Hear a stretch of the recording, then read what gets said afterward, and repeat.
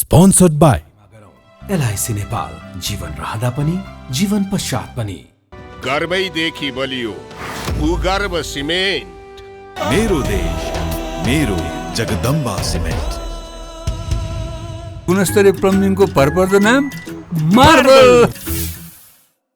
म पनि आजै नेपाल टेलिकमको एन्टी फाइबर सेवा लिन्छु। नेपाल टेलिकम, राष्ट्रको सञ्चार, राष्ट्रको शान, किसान। लिकेजको नो टेन्सन।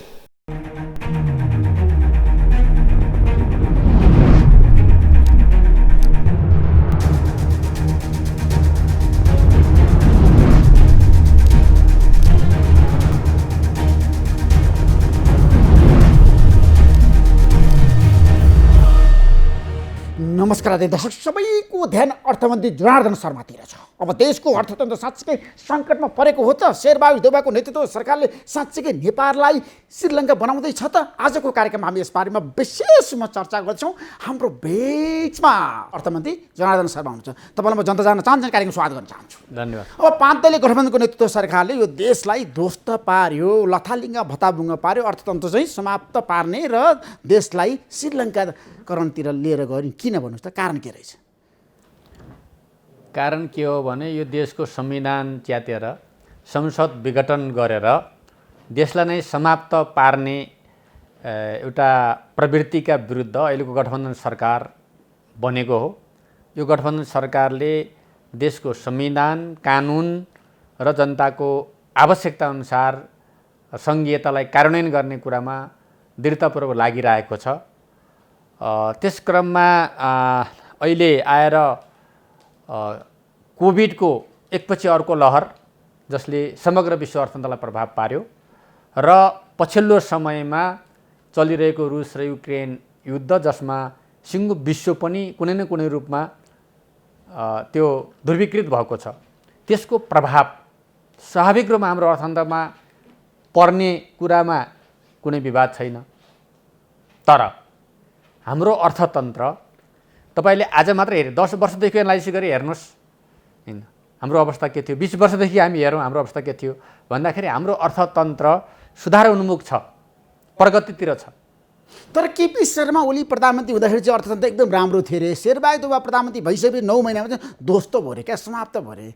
नेपाल चाहिँ एकदम आज कमजोर हुन थाल्यो अरे। अब जति बेला लकडाउन भएर सबै कुरा आर्थिक रूपमा असफल राष्ट्र सबै कुरा बन्द थिए र त्यति बेला खर्च गर्ने जनताले पाएकै थिएन। उद्योग धन्दा कल कारखाना केही चल्ने अवस्था पनि थिएन, व्यवसाय चल्ने अवस्था पनि थिए। सबै जनताहरू लकडाउनको कारणले, कोभिडको महामारीको कारणले घरभित्र बस्नुपर्ने अवस्था थियो। त्यति बेला सञ्चित केही बढी थियो, अहिलेको भन्दा 2-2.5 अर्ब डलर बढी थियो। त्यति बेला 1387 यस्तै कति थियो भने अहिले 11-71 अरब सञ्चित छ। मुख्य कुरा के हो भने हाम्रो सञ्चितमा 14% त्यति बेलाको भन्दा अहिले कमी छ। सञ्चित किन कम भयो त? कारण के त? त्यो कमी त पैसा हो नि, त्यो त कारोबारमा गइरहन्छ। र मुख्य गरी हाम्रो आयात, व्यापक आयात भयो यो बिचमा। आयात भइसकेपछि त्यो आयातमा हाम्रो डलर बाहिर गएको हो। तर त्यो गएर यहाँ हामी सङ्कटमा परिसकेको होइन, सङ्कटमा हामी छैनौँ। अहिले पनि 11 अर्ब होइन 71 करोड डलर हामीसित सञ्चितमा छ। त्यो विश्वको तपाईँले सबै प्रचलन हेर्नुहोस्, देशहरूको अवस्था हेर्नुहोस्, ठुला देशहरूको सबैको हेर्नुहोस्, कति बेला कसको अवस्था के थियो भन्ने कुरा हामी अहिले एकदम मतलब सुरक्षित ठाउँमा छौँ र त्यो पनि विकास उन्मुख छ। अरे त्यो वृद्धि भइरहेको छ। अहिले वृद्धि भएको छ। के वृद्धि भएको छ भन्दाखेरि अघिल्लो महिनासम्म हाम्रो त्यो सेवा र के अरे वस्तु खरिद गर्नलाई 6.6 महिनाको लागि थियो भने अहिले यो महिना प्रगति भएर 6.7 महिनाको लागि हामीसित अहिले छ। त्यस कारणले यही कुरालाई अलिकति हाम्रो अब व्यापार आयात बढी भएको हुनाले बिओपीमा हैन एउटा ठुलो घाटा, त्यहाँ मतलब एउटा ठुलो लस देखिएको छ। त्यति कुरा अब अलिकति हाम्रो सञ्चितमा पनि उतातिर गयो भने एकातिर व्यापार घाटा पनि वृद्धि भयो। त्यसको कारणले अवश्य पनि हामी सतर्क भएर बढ्नुपर्ने अवस्था। तर कुनै पनि अहिलेको हाम्रो अर्थतन्त्र खराब अवस्थामा छैन। त्यसो अर्थतन्त्र जोखिमतिर गएको छैन, स्थिर अवस्थामा छ।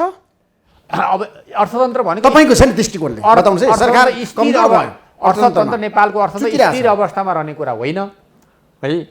किन मैले भने दुईटा कारणहरूले प्रभावित छ तर हामी जोखिममा गएर श्रीलङ्का बन्यो भनेर जे भनिँदैछ नि त्यो देश जनताप्रतिको ठुलो घात हो। पूर्व अर्थमन्त्रीहरू नेपाल कम्युनिस्ट पार्टी एमालेका शीर्ष नेताहरूले भनेका छन् जनार्दन शर्माले नेपाललाई श्रीलङ्का बनाउँदैछ, अर्थतन्त्र ध्वस्त पार्दैछ, उहाँ असफल अर्थमन्त्री राजीनामा दिनुपर्छ भनेर किन उनीहरूले तपाईँमाथि चाहिँ कटाक्ष गरिरहेछन् त? उहाँहरूको चाहना हो, श्रीलङ्का बनाउने उहाँहरूको चाहना हो। पहिला उहाँहरूले अर्कै केही बनाउनु खोज्नु भएको थियो संविधान समाप्त पारेर, अहिले उहाँहरू श्रीलङ्का बनाउन चाहनुहुन्छ। त्यो उहाँहरूको चाहना पुरा हुँदैन, नेपाली जनताले त्यो कुरालाई मान्दैनन्। अहिलेको सरकार, अहिलेको अर्थ मन्त्रालय त्यो कुरा पुरा हुन दिन्न। तपाईँले भन्नु अर्थतन्त्र ठिकठाक छ, आत्तिनु पर्दैन, तपाईँको भनाइ हो, अर्थमन्त्रीको भनाइ।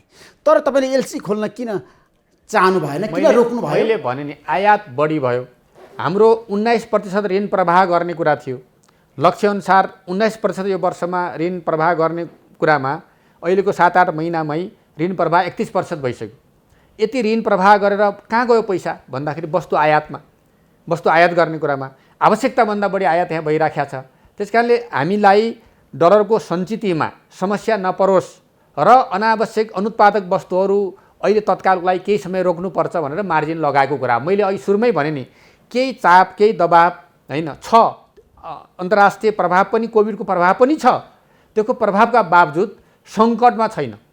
तर तपाईँले भन्नुभयो एलसी खोल्नको लागि केही समय हामीले रोकेका हौँ भनेर, तर व्यापारी उद्योगपतिहरू त आज आत्तिसके नि त। एलसी खोल्न रोकेका छैन, एलसीमा थोरै मार्जिन लागेको मात्र हो, एलसी खोल्न रोकेको अवस्था होइन। तर नेपाल राष्ट्र ब्याङ्कले त भनिसक्यो 1 हप्ता एलसी नखोल्ने। त्यो त अहिलेको मतलब डाटा एनालाइसिस गरेर कसरी अगाडि बढ्छ भन्ने कुरा निर्णय गर्नका लागि त्यो अर्थ मन्त्रालयसँगै सल्लाह गरेर गरेको कुरा हो। त्यसमा अब आय चाहिँ ठप्प भयो त? अब हाम्रो देशमा सामान आउँदैन अर्थमन्त्री? किन नआउने? लग्जरी गुड्स भन्छ नि, अलि हामीलाई अहिले नभए पनि सरकारले किन विलासिताको सामग्रीहरूमा रोक लगायो? उद्योगपति व्यापारीहरू रुष्ट छन् नि, जनता जान चाहन्छन्। हामीसित यहाँ पर्याप्त आयात पनि भइसकेको छ। अहिले औद्योगिक वस्तुहरू, हामीलाई आवश्यक पर्ने दैनिक वस्तुहरू त ल्याउने कुरा छँदैछ। होइन, त्यो सामानहरू आउँदाखेरि हामीलाई घाटा हुन्छ? सामान आउँदा हाम्रो डलर त्यतातिर खर्च गर्नुपर्छ, हाम्रो सञ्चित घट्छ भनेर गरेको हो। त्यसो यो निर्णय कतिन्जेलसम्म तपाईँ कायम राख्नुहुन्छ अर्थमन्त्री हो? होइन, यो निर्णय त अब केही समयको लागि हामीले भनेका छौँ। अब समग्र अर्थतन्त्रको हामीले अध्ययन विश्लेषण गर्दै यसलाई सकारात्मक सूचकहरूको वृद्धि गर्दै त्यसलाई क्रमशः फेरि हामी रिलिज गर्दै पनि जान्छौँ। त्यसो भए 2-4 महिना चाहिँ अब तपाईँ सामान आयातमा चाहिँ कडाइ गर्नुहुन्छ? त्यो कडाइ भइराखेको छ, अहिले त भइराखेको छ, तर पनि यो यथावत रहन्छ। केही समयलाई हामी त्यसो गर्दैछौँ। हामी फेरि सूचकहरू हेर्छौँ होइन, सकारात्मक सूचकहरू निर्माण गर्दै हामी त्यसलाई रिलिज गर्दै जान्छौँ। आर्थिक सूचकाङ्क त एकदम कमजोर भयो नि हाम्रो देशको अर्थमन्त्री। कारण के? कुन कुरामा भयो त्यो? हरेक क्षेत्रमा। कुन क्षेत्रमा? एमालेको हिजोको पत्रकार सम्मेलनमा पूर्व अर्थमन्त्रीहरूले तपाईँमाथि कति आरोप लगाएको छ हेर्नुहोस् त। होइन, राजनैतिक रूपले पूर्व अर्थमन्त्रीहरूले बताएका छन्। उहाँहरूले आर्थिक ढङ्गले आरोप होइन कि उहाँहरूले राजनीतिक ढङ्गले आरोप लगाउनु भएको हो। चुनाव आएको छ, गठबन्धन सरकार बनेको छ, गठबन्धनको एउटा तालमेल बन्ने प्रक्रियामा छ, त्यसबाट आत्तिएर उहाँहरूले लगाएको आरोप हो। त्यो कोही आर्थिक ढङ्गले होइन कि राजनीतिक ढङ्गले यो आर्थिक प्रश्नलाई उठाएर अहिले यो सरकारलाई बदनाम गर्न सकिन्छ कि भनेर, भोट लिन सकिन्छ कि भनेर गरेको कुरा मात्रै हो त्यो। अब तपाईँले नेपाल राष्ट्र ब्याङ्कलाई राम्रोसँग बुझ्नु भएको छ, तपाईँले किन गभर्नरलाई हटाउनु भयो? अब गभर्नरलाई नेपाल सरकारले राष्ट्र ब्याङ्कका ऐन अनुसार होइन अहिले उहाँको बारेमा केही अध्ययन गर्न बुझ्न आवश्यक भएको हुनाले एउटा कमिटी बनाएको छ। त्यो ऐनको व्यवस्था अनुसार उहाँ अहिले निलम्बन हुनुभएको छ। कुरा त्यति मात्रै हो। अब अध्ययन गर्ने पूर्व सर्वोच्चको न्यायाधीशको नेतृत्वमा 3 सदस्यीय एउटा कमिटी बनेको छ। त्यो कमिटीले समग्र रिपोर्ट गर्छ। त्यसलाई उदाहरणको लागि म भनौँ, 19% ऋणको लक्ष्य छ, 31% ऋण दिइसक्यो अहिले नै। वार्षिक लक्ष्य 19% छ, अहिले 31% ऋण गइसक्यो। त्यो ऋण पनि कहाँ गयो त? उत्पादक क्षेत्रमा जानुको सट्टा अनुत्पादक क्षेत्रमा गइरहेको छ। त्यो ऋण कहाँ कसरी परिचालन भएको छ, के भएको छ भन्ने कुराको जिम्मेवारी हेर्ने कुरा त राष्ट्र ब्याङ्कको हो नि होइन। राष्ट्र ब्याङ्कले हेर्नु पर्यो। त्यो कुरामा त्यहाँ पुगिरहेका छैन। अहिले मैले धेरै कुराहरू भन्दा आग्रह पूर्वाग्रह कुरा आउँछ, म अहिले भन्न चाहन्न। धेरै कुराहरू के कारणले त्यसो गर्नु पर्यो भन्ने कुरा बनेको कमिटीको अध्ययनपछि उसले स्वतन्त्र ढङ्गले ल्याएर प्रस्तुत गर्ने प्रतिवेदनले नै बोल्ने छ। अहिले मैले धेरै यसमा बोल्न होइन अर्थमन्त्री, तपाईँ र नेपाल राष्ट्र ब्याङ्कका गभर्नर महाप्रसाद अधिकारीको बिचमा टसल कहाँबाट सुरु भयो जनतालाई बताइदिनुहोस् न। होइन, टसलको कुरा होइन, त्यो टसलको कुरा होइन। मैले भनेको पनि छु, सार्वजनिक ठाउँमै भनिराखेको छु। राष्ट्र ब्याङ्क अर्थ मन्त्रालयको सल्लाहकारको रूपमा हो, मैले बार सल्लाह लिने प्रयत्न गरिरहेको हो। उचित उपयुक्त सल्लाह र त्यो अनुसारको राष्ट्र ब्याङ्कले खेल्नुपर्ने भूमिका, नेतृत्वले खेल्नुपर्ने भूमिका उहाँले निर्वाह गर्न सक्नु भएन। नसकेकै कारणले त्यहाँको अवस्थालाई बुझ्नुपर्ने आवश्यकता भयो र हामी बुझ्दैछौँ। होइन, नेपाल सरकारको सल्लाहकार राष्ट्र ब्याङ्क हो भनेर तपाईँले भन्नुभयो। त्यसो भए राष्ट्र ब्याङ्कले तपाईँलाई के कुरामा असहयोग गर्यो त गभर्नरले? 1, 2, 3 सरकारलाई म व्यक्तिगत रूपमा बताइदिनुहोस् आज जनतालाई। व्यक्तिगत रूपमा मलाई असर गरेको होइन। व्यक्तिगत रूपमा अहिले एकातिर उहाँहरूले के भन्नुहुन्छ भने के अरे अर्थतन्त्र समस्यामा आयो भन्नुहुन्छ होइन। अर्कोतिर किन महाप्रसादलाई माथि कारबाही गरियो भन्ने जो प्रश्न आइरहेको छ नि, यो अन्तर्विरोधी प्रश्न हो। राष्ट्र बैङ्कले केही विगतदेखि नै अलिकति आफ्नो क्षेत्रमा धेरै जनताको त्यहाँ सञ्चित छ, निक्षेप छ। बैङ्कहरूमा भनेमा जनताको निक्षेप हो, त्यो जनताको पुँजी हो। त्यो जनताको पुँजीको रक्षा गर्ने, त्यसलाई सही ढङ्गले परिचालन गर्ने होइन, कुन उत्पादन क्षेत्रमा त्यसलाई खर्च गर्ने, देशको उत्पादकत्व वृद्धि गर्ने कुरामा त्यसको लगानी गर्नुपर्छ। तर अहिले त्यस्तो भइरहेको छैन।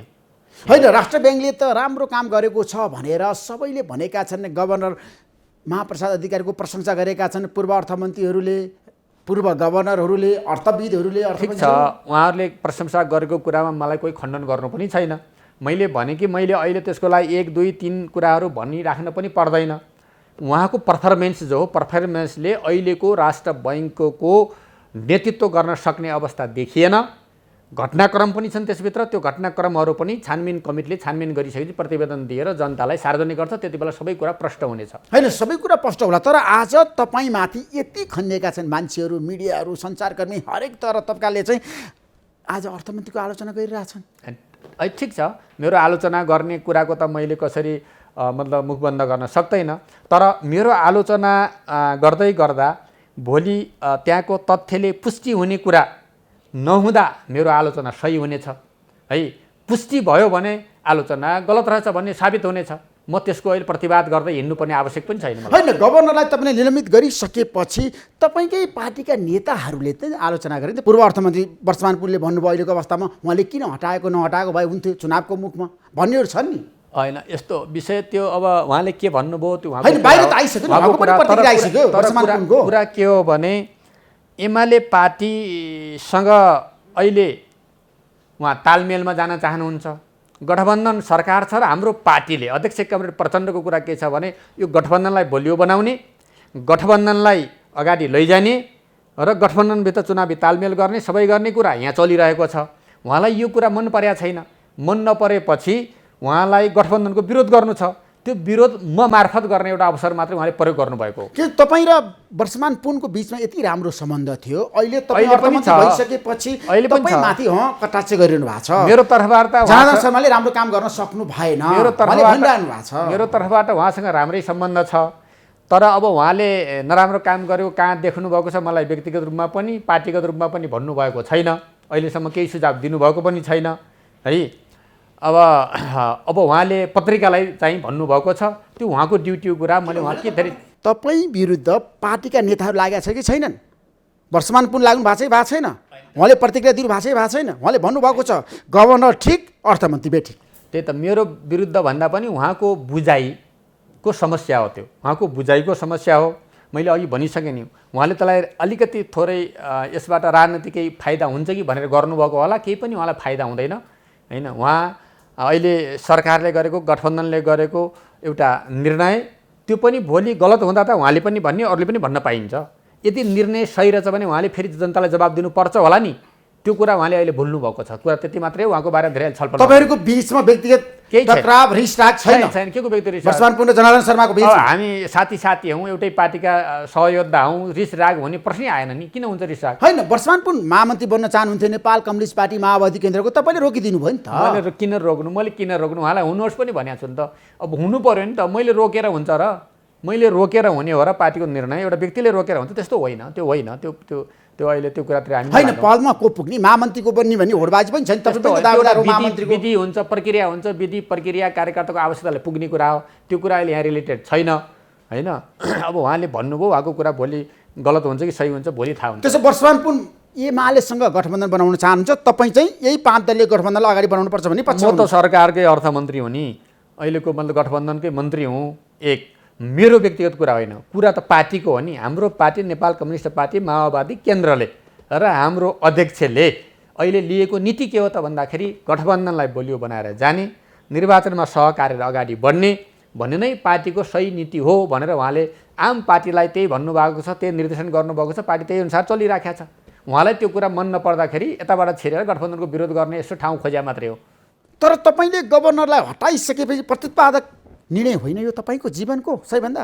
होइन किन पक्षपात होला यो यो यो निर्णय सही निर्णय हो यो निर्णयले ब्याङ्किङ क्षेत्र व्यावसायिक क्षेत्र होइन सबै क्षेत्रमा राम्रो सुधारको वातावरण बन्नेछ म अहिले यति भन्छु तर तपाईँले जोखिम मोल्नुभयो नि त आज गभर्नरको पक्षमा सबै क्षेत्र लागेका छन् र सबैले भनेका छन् महाप्रसाद अधिकारीले राम्रो काम गर्नुभएको थियो राष्ट्र ब्याङ्कमा सबै होइन कि अर्थतन्त्रलाई सुधार्नु भएको थियो केही मान्छेहरू लागेका छन् केही पार्टीहरू लागेका छन् भनौँ न केही मान्छेहरू केही संस्थाहरू केही पार्टीहरू त स्वाभाविक रूपमा लागिहाल्छन् नि त्यो त स्वाभाविक कुरा हो नि अनि तपाईँ र गभर्नरको बिचमा छ नि कहाँबाट सुरु भयो विवादको जड चाहिँ बताउनुहोस् आज विवादको कुरा पनि केही छैन विवादको कुरा होइन नेपालको आर्थिक अवस्थामा राष्ट्र ब्याङ्कले गर्नुपर्ने कामहरूको पर्फर्मेन्समा उहाँको पुगेन त्यो ब्याङ्किङ क्षेत्रलाई सोध्नुहोस् ब्याङ्किङ क्षेत्रले गरेको अनुभूति होला व्यावसायिक क्षेत्रलाई सोध्नुहोस् त्यहाँको अनुभूति होला ती सबै कुराहरू होला नि ती सबै क्षेत्रको अध्ययनबाट उहाँहरूका सबैका गुनासाहरू होलान् उहाँहरूले गरेको विश्लेषणहरू होला अर्थ मन्त्रालयसँग त उहाँ निरन्तर सहकार्य छलफल भइरहेको थियो निरन्तर सहयोग गर्नको लागि मैले अपिललाई गभर्नर साहब मलाई सहयोग गर्नुहोस् तपाईँ सल्लाहकारको रूपमा भने म बार बार मैले सल्लाह मागेको पनि थिएँ गरेको पनि थिएँ तर पनि उहाँले फेरि अलि आफ्नै ढङ्गले मात्रै काम गर्नुभयो कोर्डिनेसन उहाँले गर्नु भएन मैले नगरेको होइन मैले त गरिराखेको छु नि होइन तपाईँ यो देशको अर्थमन्त्री हो अब गभर्नरलाई हटाएर तपाईँलाई के फाइदा भयो भन्नुहोस् न मलाई व्यक्तिगत रूपमा फाइदा र घाटा हुनको लागि होइन यो कुरा त तपाईँलाई म आज जवाब दिँदैन कि भोलि अध्ययन टोलीले लिएको प्रतिवेदनपछि तपाईँ आफै यसमा आफै बहस चलाउनु होला अहिले मलाई त्यसमा तपाईँसँग प्रमाणहरू छ गभर्नरले गल्ती गरेका उदाहरणहरू छ प्रमाण आफै राष्ट्र बैङ्क छँदैछ नि प्रमाण होइन राष्ट्र ब्याङ्कले त भनिरहेछ गभर्नरलाई नहटाएको भए हुन्थ्यो भनेर धेरैले भनेका छन् त्यो कुरा पछि नै थाहा हुन्छ अहिले त्यसमा धेरै बहस गर्नु पर्छ पूर्व गभर्नरहरूले बुझेर भनिरहेछन् अध्ययन गरेर भनिरहेछन् व्यावसायिक क्षेत्र अहिलेको समग्र अवस्थामा उहाँले अरू केही आरोप अहिले मैले भन्न चाहन्न उहाँले सही ढङ्गले नेतृत्व गर्न सक्नु भएन भन्ने अर्थमा नै यो कुरा अहिले अगाडि बढाइयो त्यसो उहाँ असफल गभर्नर हो त महाप्रसाद अधिकारी त्यो पनि तपाईँको भाषा मैले प्रयोग गर्दैन मैले जति भने यति मात्र सरकारलाई असर गरेकै हो त गभर्नरले आज प्रधानमन्त्री भन्नुभएको छ तपाईँ के भन्नुहुन्छ मैले भनिसकेँ नि सरकारको नीति लागू गर्ने मौद्रिक नीति तयार गर्ने क्रममा सरकारका लक्ष्यहरू हुन्छन् तोकेका लक्ष्यहरू छन् त्यसलाई सही सीमाभित्र राख्नका लागि त्यसलाई नियमन गर्ने त्यसलाई अनुगमन गर्ने त्यसलाई एउटा नियन्त्रणमा राख्ने कन्ट्रोलमा राख्ने काम ब्याङ्किङ क्षेत्र वित्तीय क्षेत्रको राष्ट्र बैङ्कको दायित्वभित्र पर्छ त्यो कुरा अहिले भइरहेको छैन त्यसो गभर्नरले सरकारको पोलिसीलाई फलो गर्नु भएन सरकारको निर्देशन अनुसार काम गर्नु भएन त्यही हो त्यही होइन त्यही त्यस कारणले तपाईँले उहाँलाई सरकारले निर्देशन दिने भन्दा नि उहाँ एउटा स्वायत्त संस्था हो तर स्वायत्त संस्था भनेको त छुट्टै यो नेपाल सरकारभन्दा फरक पनि होइन होइन राष्ट्र बैङ्कका आफ्नै स्वायत्त अधिकारहरू छन् क्षेत्रहरू छन् कामहरू छन् तर कोअर्डिनेसन नेपाल सरकारसँग अर्थ मन्त्रालयसँग गरेर गर्ने कुराहरू हुन् नियमले ऐनले गरेको व्यवस्था त्यही नै हो होइन तपाईँले छ नि अहिलेको अवस्थामा गभर्नरलाई यथावत राखेर गएको भए तपाईँको पर्फर्मेन्स राम्रो हुन्थ्यो तपाईँ सफल अर्थमन्त्री बन्न सक्नुहुन्थ्यो तपाईँले गभर्नरलाई हटाइसकेपछि आज यति धेरै आलोचनाको शिकार हुनुभएको छ र अर्थमन्त्रीले देशको अर्थतन्त्रलाई ध्वस्त पार्दैछ आलोचना अर्थतन्त्र जोखिममा गयो महासङ्कटमा गयो आलोचना गर्नेहरूको बारेलाई म धन्यवाद नै दिन चाहन्छु उहाँहरूको चिन्ता चासोको बारेमा मैले टिका टिप्पणी खण्डन गर्न चाहन्न तर मैले मेरो कुरा के भन्न चाहन्छु भने नेपालको अर्थतन्त्र उहाँहरूले चाहे जस्तो होइन जे बनाउनु खोज्नु भएको छ श्रीलङ्का भन्नुभएको छ त्यो हुन सक्दैन यो सरकारले त्यो हुन दिन्न होइन हाम्रा समग्र सूचाङ्कहरूले त्यो हुन दिन्न हाम्रो औद्योगिक क्षेत्रमा हाम्रो अहिलेको अर्थतन्त्र चलायमान गर्ने काममा व्यापक रूपमा अगाडि बढेको छ। पर्यटनहरू भित्रिएका छन्, रेमिटेन्स बढिरहेको छ र सबै क्षेत्रमा सकारात्मक सूचाङ्कहरू आइरहेका छन्। एउटा मात्रै हो जो के हो भन्दाखेरि आयात बढी भयो र हैन हामीले त्यहाँनिर अलि बढी पैसा बाहिर पठाउनु पर्यो। यही एउटा कुरा बाहेक अरू सबै कुराहरू एकदमै सही ठाउँमा छन्। त्यो अहिले डलरको सञ्चित पनि फेरि हामीले के अरे त्यो तल के नेगेटिभ उसमा पुगेको अवस्था छैन हैन। 6.7 महिनाको सेवा वस्तु खरिद गर्न सक्ने क्षमता हुनु भनेको त्यो राम्रोमा मानिन्छ। अन्तर्राष्ट्रिय स्ट्यान्डर्डमा हेर्नुभयो भने त्यो राम्रोमा गनिन्छ, त्यो खराबमा गनिँदैन। त्यो कहिल्यै त्यतातिर नजाओस् है, तल नजाओस् भन्ने कुरामा अर्थ मन्त्रालय सचेत छ, नेपाल सरकार सचेत छ। त्यो अनुसार आफ्ना कामहरू अगाडि बढाइराखेका छ। तर पनि अर्थमन्त्री तपाईँले जसरी छानबिन समिति बनाउनु भयो पुरुषोत्तम भण्डारी होइन, सर्वोच्च अदालतको पूर्व न्यायाधीशको नेतृत्वमा, तर उहाँ त तपाईँको रिलेटिभ हो रे नि त, नातेदार हो रे नि त। तपाईँको मेरो नाता पर्छ पर्दैन? बाहिर त्यही चर्चा छ नि त, आफ्नो मान्छेलाई बनाउनु भयो अर्थमन्त्रीले। तपाईँ र छानबिन समितिको तपाईँ आज अन्तर्वाद गर्दै हुनुहुन्छ, तपाईँ पनि मेरो भाइ हो। दुई भाइको नाता छैन हाम्रो? सबैको नाता सबैसित छ। तर अब त्यो नाता छ भनिदिएर पृथ्वीबहादुरसित पनि नाता छ, अर्कोसित नाता छ भनेर यो भन्ने प्रचार हुन दिनुहोस् होइन। ऐनमा व्यवस्था के छ, ऐनको व्यवस्था अनुसार समिति बनाइएको छ, कुरा यति हो। त्यसो भए तपाईँले किन अरू न्यायाधीश छान्नु भएन त? सर्वोच्च अदालतमा धेरै पूर्व न्यायाधीश थिए, पुरुषोत्तम भण्डारीलाई किन छान्नुभयो? उहाँलाई छान्न वा अरूलाई छान्नु, जसलाई छाने एउटा न्यायाधीश छान्नु थियो, एउटा न्यायाधीश मैले छाने।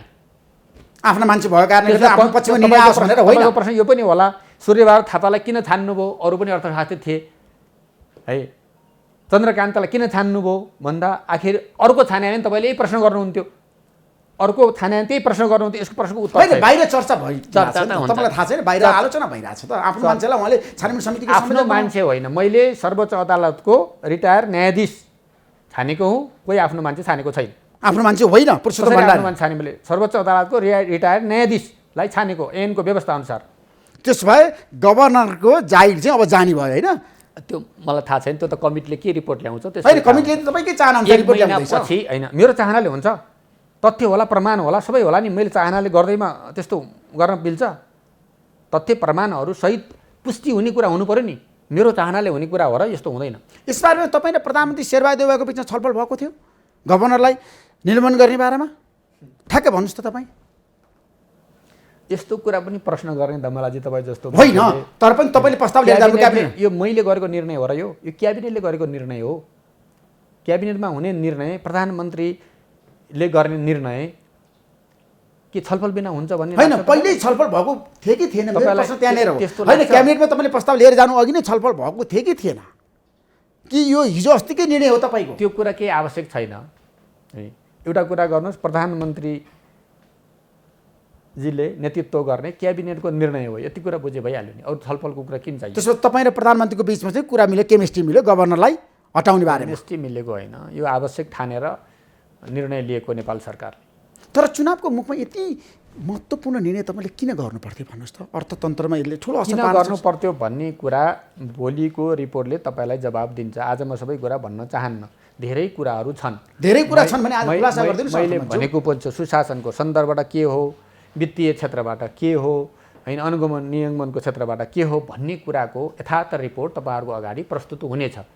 अहिले धैर्य गर्नु। तर ब्याङ्किङ क्षेत्रमा महाप्रसाद अधिकारीले राम्रो काम गरेको थियो भनेर भन्नेहरू धेरै ठिक छ त, राम्रो भए राम्रो पुष्टि भइहाल्छ नि।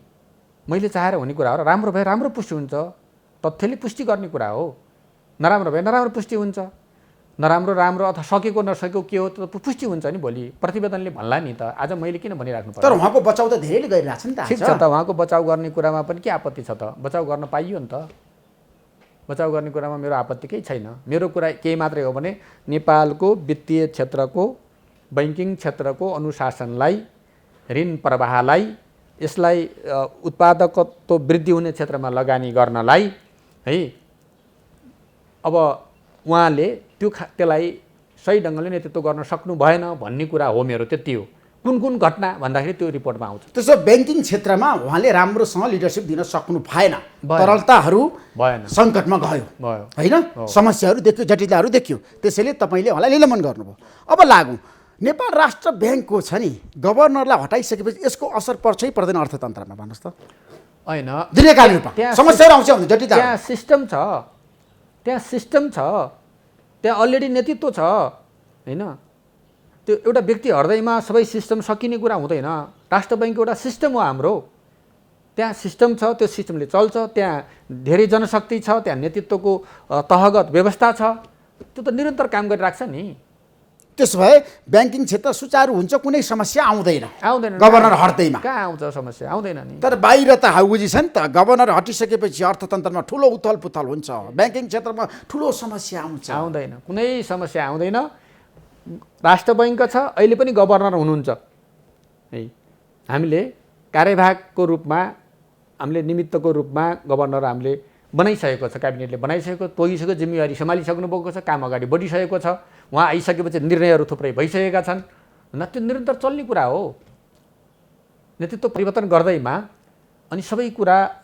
समाप्त हुने बेला त संस्थाहरूको केही अर्थै हुने थिएन नि अब 14 करोडको प्रकरण तपाईँलाई थाहा छ निकै चर्चामा छ पृथ्वीबहादुर शाहको तपाईँले उहाँलाई किन साथ दिनुभयो भन्नु साथ जनता जान्न चाहन्छन् मैले साथ दिने भन्दा पनि यो मन्त्रालयमा दिनमा सयौँ नागरिकहरू आउनुहुन्छ कसैले बजेटको कुरा लिएर आउनुहुन्छ कसैले के कुरा लिएर आउनुहुन्छ कसैले अरू आर्थिक सहायता माग्नुहुन्छ कसैले के गर्नुहुन्छ विभिन्न मागसहित मान्छेहरू आउनुहुन्छ त्यसमध्येको एउटा मान्छे पृथ्वीबहादुर भन्ने पनि आए र उनी रुँदै कराउँदै आए कि म बर्बाद भएँ मलाई अन्याय भयो भनेर आएपछि के कारणले भयो भनेर मैले उहाँको निवेदन हेरेँ उहाँसँग धेरै छलफल गरे पनि होइन निवेदन थियो निवेदन छोडेर जानुहोस् भने निवेदन हेरेँ निवेदनद्वारा सम्पत्ति शुद्धिकरणको पनि पत्र भएको अर्को पनि भएको सबै भएको हुनाले मेरो यो फुका गर्नु पर्यो भन्ने कुरा मैले फेरि निर्देशन होइन मैले यो सम्बन्धित निकायमा पठाएँ मेरो मन्त्रालयको महाशाखालाई सचिवज्यूलाई भन्नु पर्यो यो कहाँ छ यो गरिदिनुहोस् है यसलाई अनुरोध गर्नुहोस्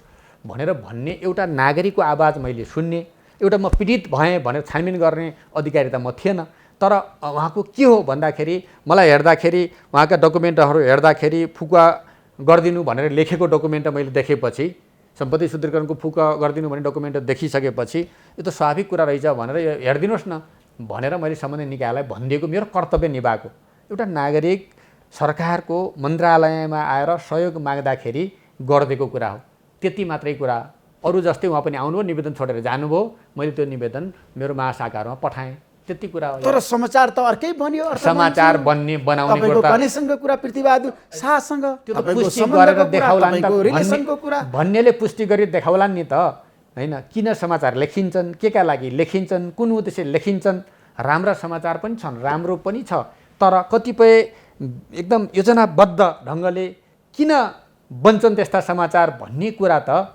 त्यो लेखाइबाट त्यो भाषाबाट सबै तपाईँलाई थाहा छ त मैले भन्नुपर्छ त्यो कुरा यसको तथ्य पनि म कुनै दिन बनाउँला त्यो पैसा लिगली गर्न तपाईँले चाहिँ चाहनु भयो होइन त्यो त कालो धन थियो र नि होइन कालो धन बैङ्कमा कालो धन आउँदैन बाहिर चर्चा छ नि त बैङ्कमा आएको पैसा कालो धन हुँदैन नेपालमा मानव बेचबिखन लागु औषधको कुरा होइन त्यसपछि अरू के भन्छ यो जनावरसँग सम्बन्धित यो के अरे जनावरका गैँडा सैँडा आदि इत्यादि गरेको कुराहरू होइन लगायतका कुराहरू जो छन् ती कुराहरू 4-5वटा विषयहरू जो छन् ती विषयहरू बाहेकको सबै पैसा कानुनी पैसा हुन्छ वैध पैसा हुन्छ नम्बर 1 दोस्रो कुरा बैङ्कमा आउने पैसालाई त्यो अवैध पैसा होइन कुनै आउने ठाउँबाट अब्जेक्सन नगरेर त्यो कुरा फिर्ता नलगेसम्म त्यो पैसा नेपालको लागि वैधै हुन्छ है नेपालको कानुनले नेपालको मान्यताले सबैले छानबिन गर्ने निकायहरू छन् छानबिन गर्ने निकायले सम्पत्ति शुद्धिकरण हाम्रो छानबिन गर्ने निकाय उसले छानेर यो सम्पत्ति शुद्धिकरणको भित्र पर्दैन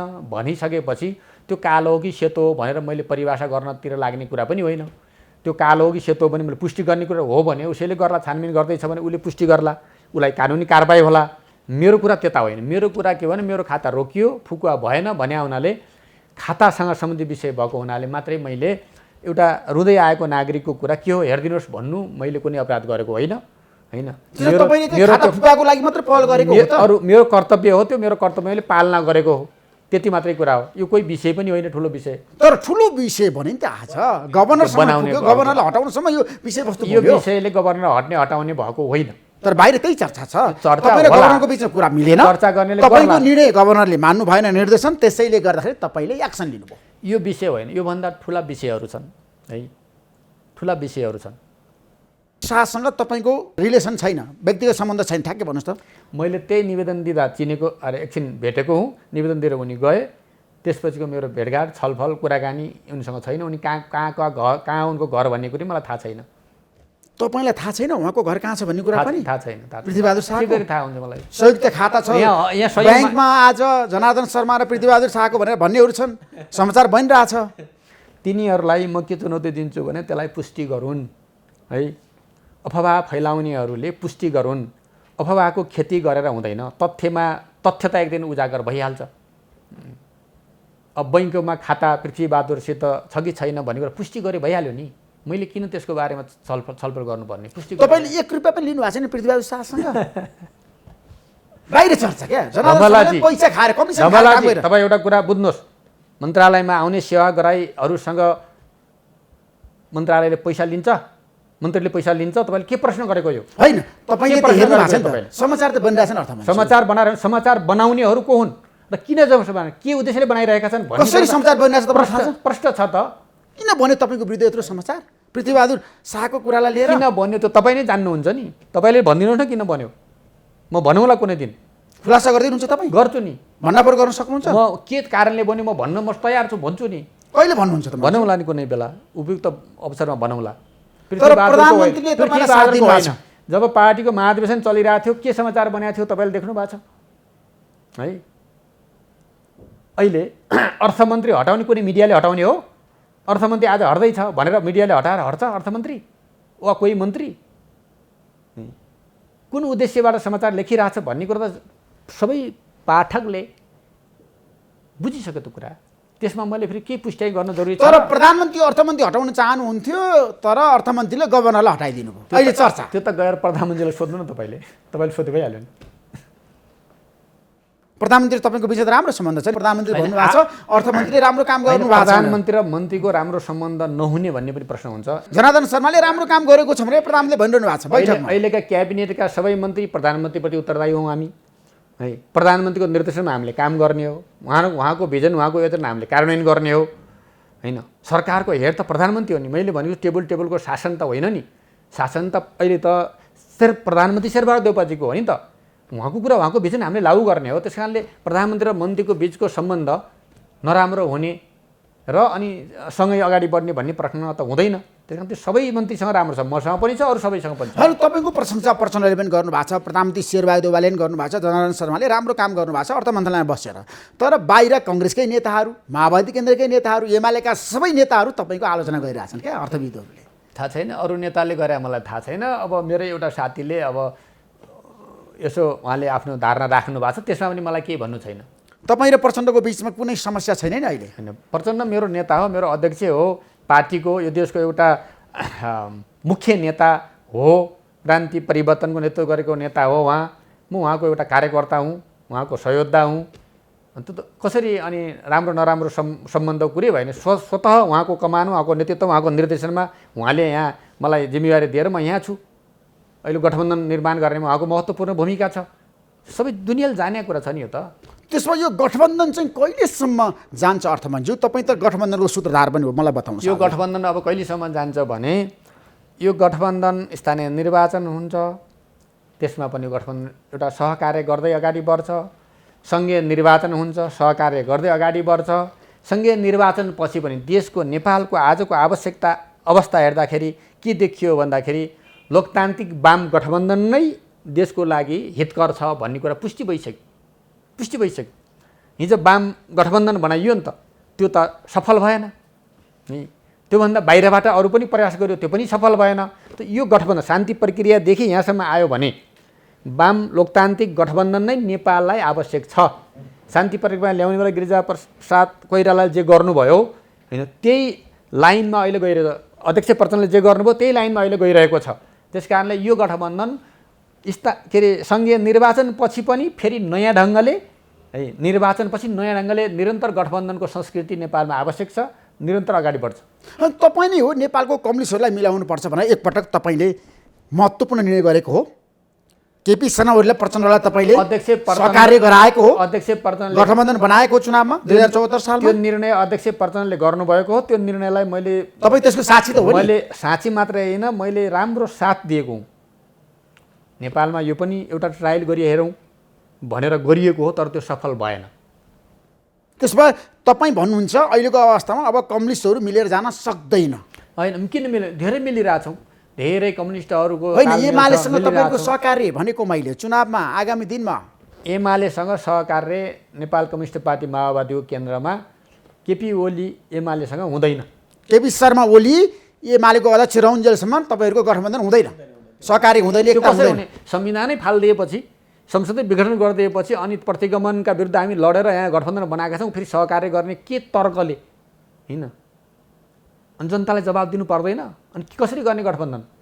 तर गठबन्धन गर्नुपर्छ, काङ्ग्रेसले धोका दियो भने हामी किन काङ्ग्रेससँग सती जाने भन्नेहरू छ नि तपाईँकै पार्टीभित्र, होला नि। धेरै छन् नि अहिले। भन्ने त भइहाल्छ नि, त्यो काङ्ग्रेसभित्र पनि गर्नुहुन्न भन्ने होला, माओवादीभित्र पनि होला, त्यो एउटा कुरा। तर मूलभूत रूपमा पार्टीले के गरिरहेछ भन्दाखेरि अहिले गठबन्धनलाई नै प्राथमिकता दिएर अगाडि गएको छ। हामी गठबन्धनलाई नै बलियो बनाउँदै अगाडि जान्छौँ। चुनावमा तालमेल धेरै कठिन छ नि, यो महाभारत छैन अर्थमन्त्री। स्थानीय चुनाव भएको हुनाले त्यहाँ अब वडामा फेरि सदस्यहरू 4 जना खोज्नुपर्छ, त्यो सबै मिलाउनुपर्छ, चुनौतीपूर्ण छ, चुनौतीपूर्ण छ।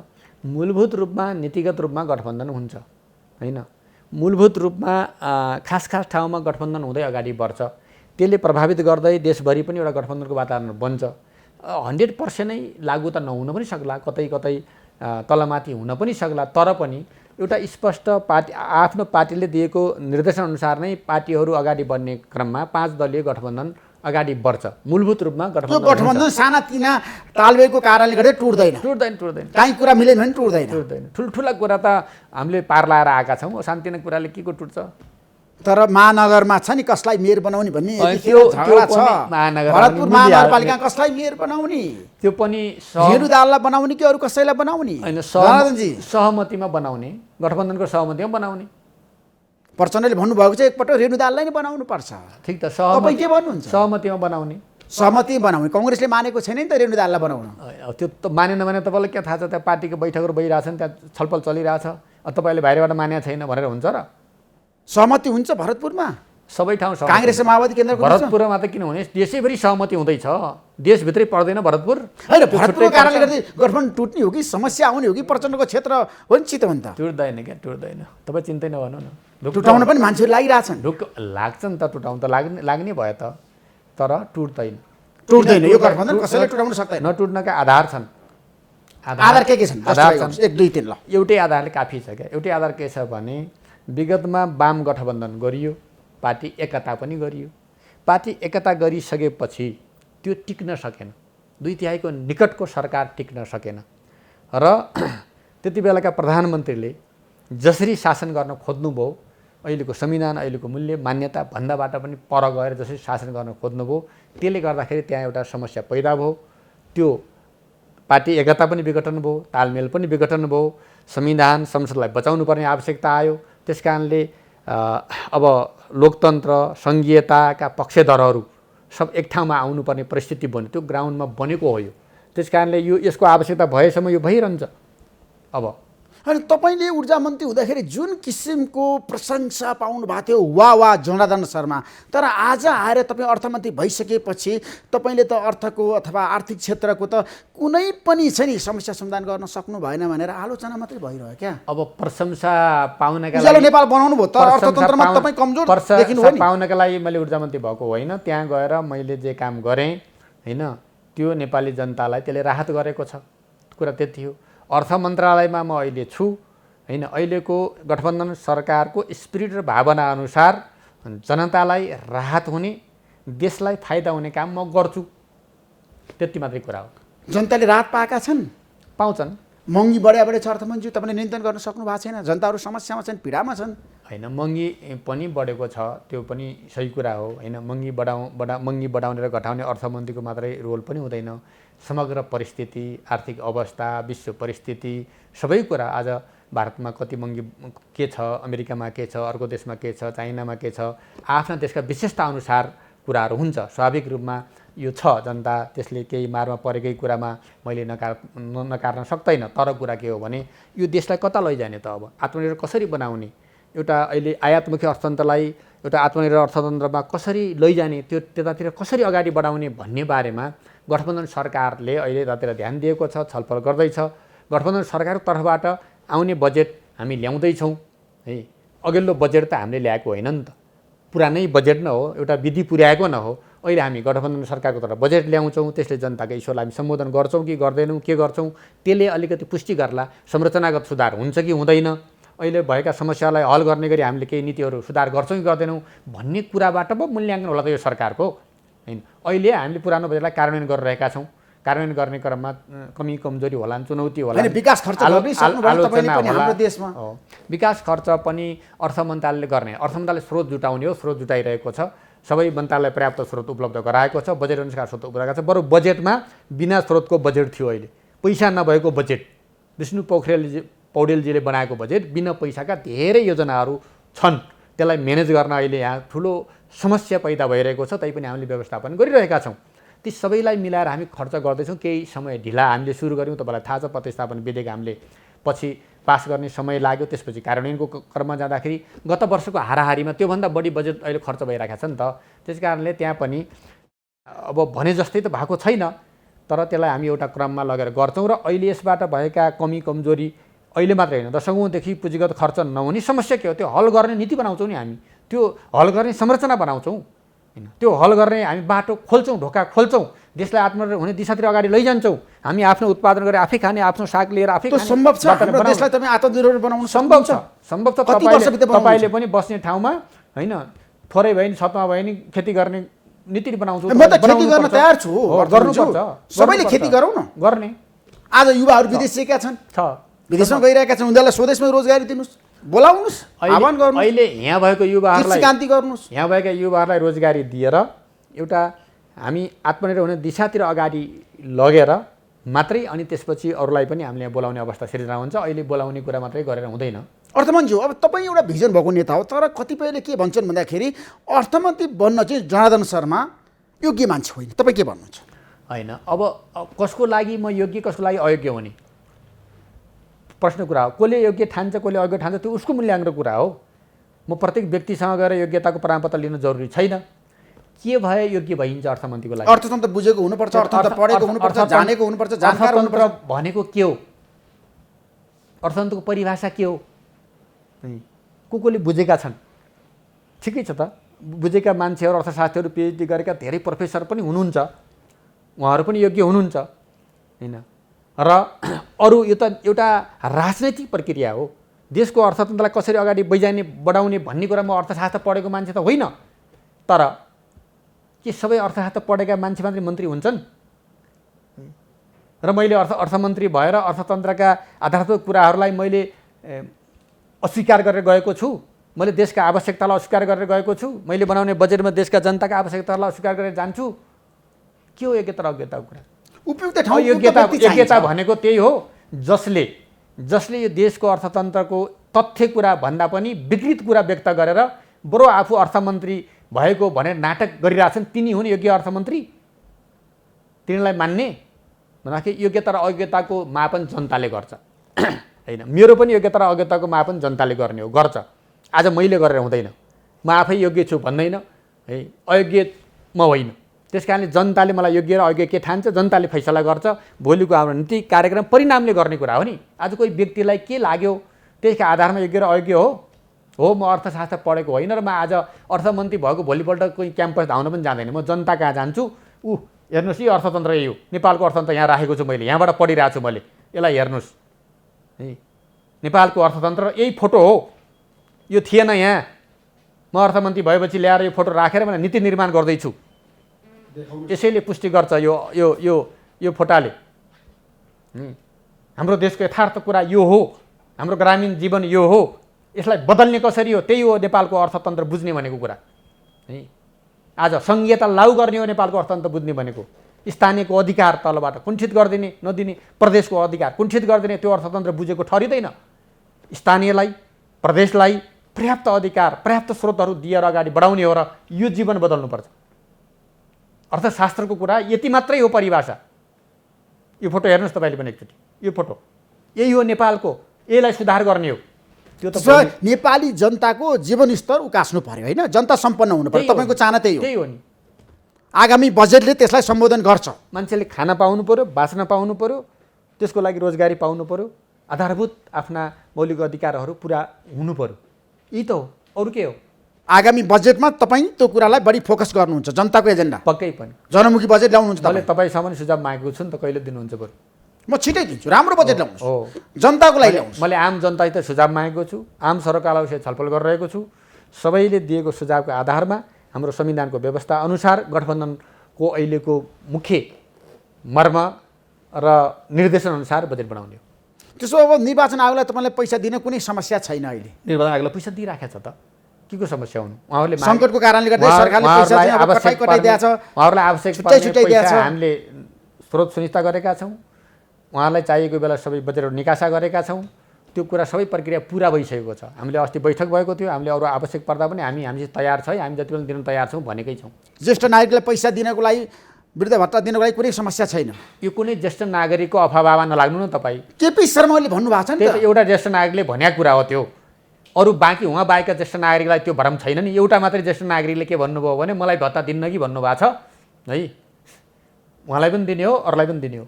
त्यसमा कुनै किसिमको समस्या छैन। पैसा वितरणमा कर्मचारीलाई तलब हुन कुनै समस्या छैन। त्यसमा जाँदा जाँदै हजुर, चुनाव सर्छ कि सर्दैन? वैशाख 30 गते चुनाव हुन्छ अर्थमन्त्री। चुनाव किन सर्ने? चुनाव सबै तयारी भएर सबै अगाडि बस्यो, कसो चुनाव सर्छ?